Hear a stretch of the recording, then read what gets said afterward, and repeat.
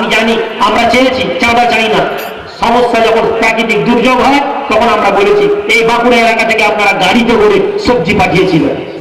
ললিতগঞ্জের মানুষেরা, আমার উপজেলা নামজেলা, আমার দিকে রাজপুর, এদেরকে আমরা ফোন করে বলেছিলাম পয়সা আপনাদের কাছে নিইনি আর নেবো না ইনশাল্লাহ, কেবলমাত্র আপনাদের ওখানে সবজিটা সস্তা, প্রতিদিন 10,000 টাকা করে সবজি লাগতো, 2-3 দিন 4 দিনের জন্য যদি কিছু সবজি কালেকশন করে দেওয়া যায়। তারা এক বড় গাড়ি করে সবজি পাঠিয়ে দিয়েছে। তো আইমা আমাদের মানুষের মধ্যে আজকে যদি আমরা মনে করি, আজকে মহেশপুর গরিব গ্রাম, যদি আমরা মনে করি এই গরিব গ্রাম থেকেই 100 টাকা করে 1000 ঘর থেকে তুলবো, আমরা তুলতে পারি। সেই তোলার পরে 1 লক্ষ টাকা, সেই 1 লক্ষ টাকা নিয়ে আমরা করতে পারি এই গ্রামে গরমের টাইমে একটা সাবমার্সিবল পাম্প বসিয়ে দিতে পারি। আমরা কাজ করেছি। আমরা গরিব, বেওয়া এবং বিধবা, একটা মেয়ে যদি বিধবা হয়ে যায় আমার সমাজ ব্যবস্থায় সেই মেয়েটার দ্বিতীয়বার বিবাহ হওয়া কঠিন।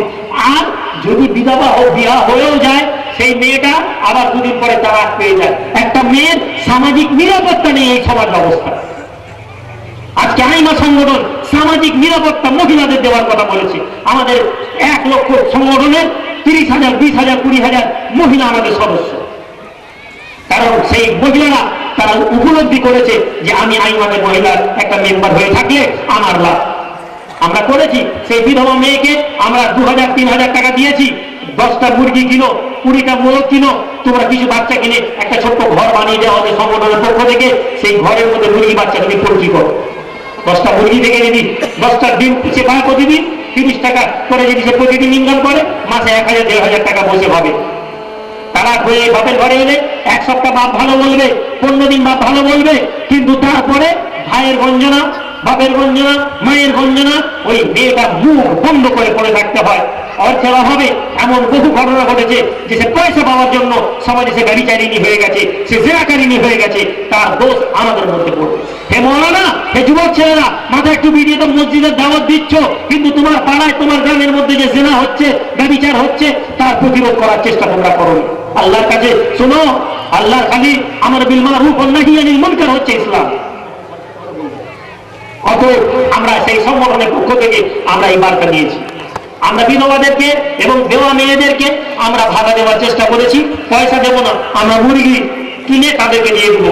তোমরা ধরো আমাদের একজন পরিদর্শন কর্মী টিম আছে, তারা আসবে, গাড়িতে করে এসে দেখে যাবে আপনাকে যে 10টা মুরগি দেওয়া হয়েছিল কি অবস্থা। 1 বছরের মধ্যে সেই মহিলা, 1 বছরের মধ্যে সেই মেয়ে কি করবে না, সে একজন স্বাবলম্বীকারী হয়ে যাবে। আমরা করেছি, আমরা সফল হয়েছি। আমরা এলাকায় সরকারি ইমাম ভাতা নিয়ে বিতর্ক হচ্ছে, চলবে না চলবে না ইত্যাদি ইত্যাদি। আমাদের সংগঠনের পক্ষ থেকে আমরা যে সমস্ত মুসলিম মসজিদগুলো একেবারে গ্রামের ভিতরে, গঞ্জ এলাকা, ছোট এলাকা, আমরা সেখানে আমরা ইমামদের খুবই সামান্য পয়সা ইমাম ভাতা চালু করেছি। আমরা ইমামদেরকে দিই। কেন না, আমাদের গ্রামের ইমাম সাহেবদের বেতন 1,500, 2,000। ইমামদের চলবে কি করে? আমি 5,000 টাকা মাসে কামাই, আমার চলবে যায়নি। ইমাম সাহেব ওতে 2,000 টাকা দিলে হবে, তার উপর 3 মাসের বেতন বাড়বে।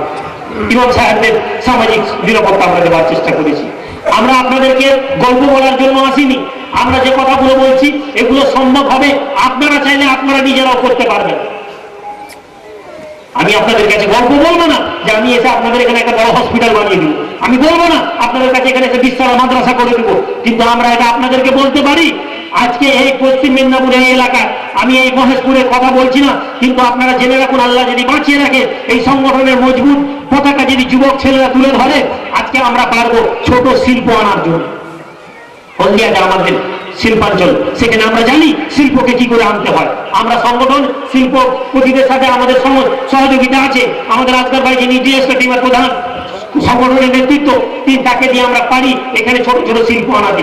20 লাখ 25 লাখ টাকা ইনভেস্ট করলে একটি ছোট ফুড প্রসেসিং শিল্প করা যাবে, যেখানে 100টা ছেলে বেকার ছেলে কাজ করতে পারবে।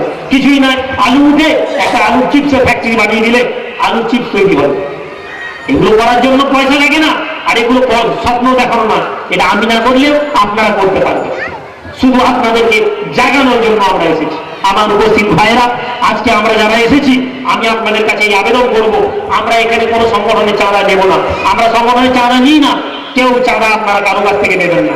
শুধু একমাত্র সংগঠনের কর্মী কেন করতে বলা হয়, আমরা আমাদের সাহায্য সহযোগিতার কিছু আমরা করি। যারা সংগঠনের কর্মী আছে আমরা তাদেরকে সহযোগিতার হাত আগে বাড়িয়ে দিব। এটা তাদের হক বেশি। এই কারণে আমরা আবেদন রাখবো। আজকে আমরা সংগঠনের ফর্ম আনতে পারতাম, আমরা আনিনি, সচেতন ভাবে আনিনি, শুধুমাত্র আপনাদেরকে এটা বোঝানোর জন্য। যেদিন আপনাদের অন্তর বলবে যে হ্যাঁ সংগঠনের কর্মী হওয়ার প্রয়োজন আছে, সেদিন আপনারা সংগঠনের ফর্ম এই এলাকায় দিবেন। আর একটা পরিশেষে আমি আবেদন করে যাচ্ছি আমাদের ব্লক কমিটিটা গঠন করার জন্য। এলাকার বিভিন্ন গ্রাম থেকে যারা এসেছেন, আমি প্রত্যেকের কাছে আবেদন করব, আপনারা এই এলাকার যারা সমস্ত শ্রেণীর মানুষ, রাজনীতি, সমাজের, ধর্মীয়, সবাইকে নিয়ে একটা সামাজিক কমিটি বানানো। এই কমিটিটা আইমা সংগঠনকে আপনাদেরকে এগিয়ে নিয়ে যেতে সহযোগিতা করবে।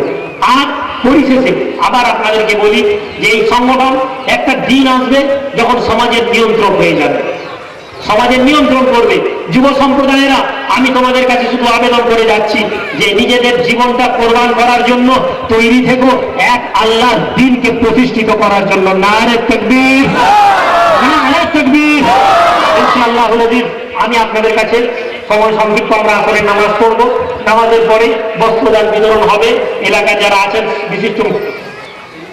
বিশিষ্ট মানুষদেরকে নিয়ে আপনারা বস্ত্রদান বিতরণটা করবেন এবং আমাদেরকে কিছু কাজ করতে দিন সহযোগিতা করার জন্য।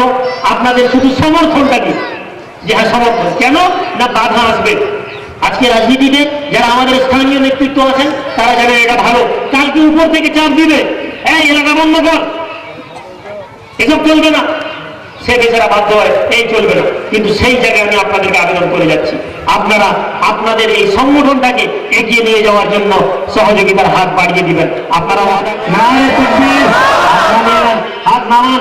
আমি আপনাদেরকে বলছি, কালকে আনন্দবাজার, প্রতিদিন, গণশক্তি, আজকাল সব খবর কাগজে নিউজ আসবে মুসলমানেরা মারামারি করেছে।